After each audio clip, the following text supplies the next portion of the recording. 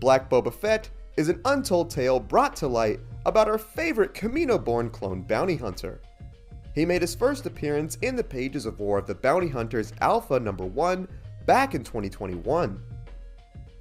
The story focuses on our boy Boba Fett delivering a freshly carbonized Han Solo back to Jabba the Hutt right after the events of The Empire Strikes Back. On his comm, he gets a call from the, at the time, still slim Bib Fortuna. Man, just think in a few years, bro, you're gonna go from that to this? One of the biggest tragedies of all of Star Wars. Fortuna asked Boba on the status of Solo, telling him that they needed him alive. Fett confirmed the smuggler was indeed still amidst the land of the living, but of course, luck being not too kind to our boy, he quickly noticed something was wrong with the reading coming off the side of Solo's carbonite container. Frustrated that he can never just have an easy paycheck, Fett flies the problematic Solo to the smuggler's moon of Nar Shaddaa, where he has a doctor take a look at the frozen Han. The doc tells Fett that the carbonite matrix was unstable due to an organic life form being inside of it. He then asks Fett whose bright idea this was, with Fett claiming it wasn't his. Fett's not naming names though. He knows it wasn't smart, but he's not about to rat out Darth Vader and get force choked. Boba Fett? He's no dummy.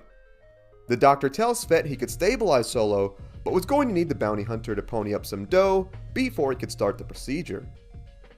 Boba must have left his wallet in his other set of armor because he did not have any credits on him at the time.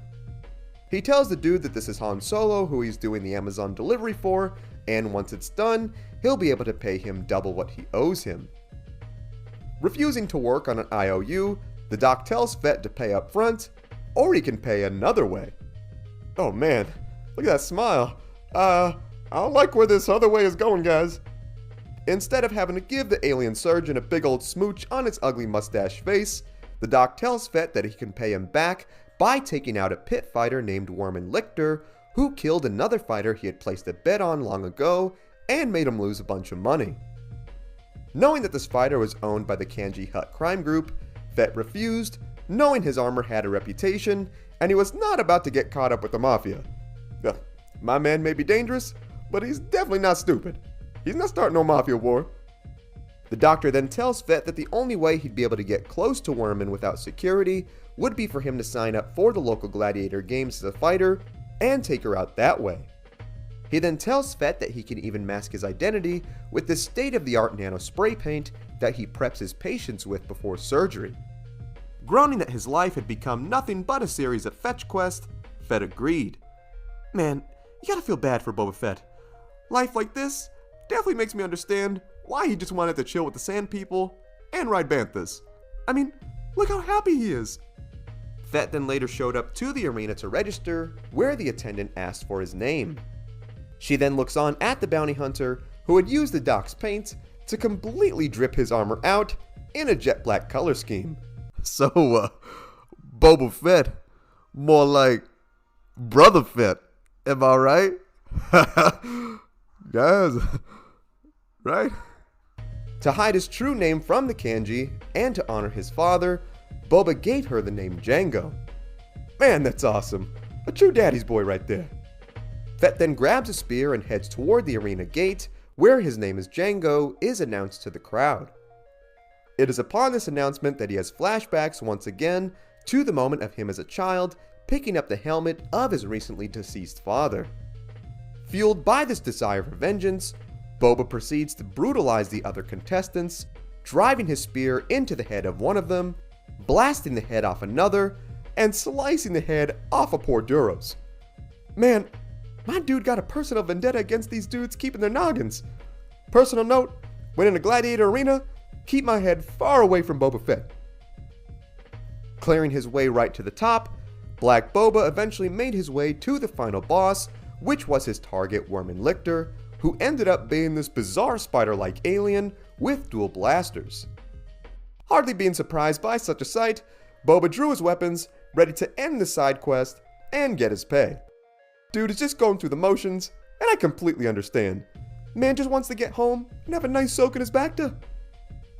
Lichter opens fire on the bounty hunter, who blasts out of the way with his jetpack. He then fires his wrist-mounted rockets at the warrior, knocking the blasters out of her hands. He then activates his iconic flamethrower, releasing a stream of flames upon his opponent. See, Boba knows the deal. Best way to deal with the spider is to kill it. Kill it with fire. Being a tenacious little arachnid, Worman then used her booty web to yank Boba out of the sky, separating him from his jetpack. Thinking that she was about to get her kill of the day, Lictor then leapt at Boba, who quickly drew his knife to slice off one of her legs. Just as he lopped off the lady's limb, she then speared him through his exposed shoulder, pinning him to the ground. As Worman closed in for the killing blow, Boba, being the savage that he was, activated his web jetpack behind her, which then self-destructed, causing the pair to come hurtling to the ground below. Boba then manages to climb his way atop of falling debris, then came crashing down upon Lictor, splatting her into a fine pink gooey mess on the battlegrounds. Man, this is awesome. Fellas, next time a girl asks us to go kill a spider in the next room, we must describe the encounter with the arachnid just like how it is in this comic. This is the way. Boba, still covered in spider guts, then makes his way to the ticket booth, telling the attendant that he came for his credits. He is then approached by members of the Kanji crime family, who told him that they were keeping the money due to the credits they lost after betting on the Spider Lady to win.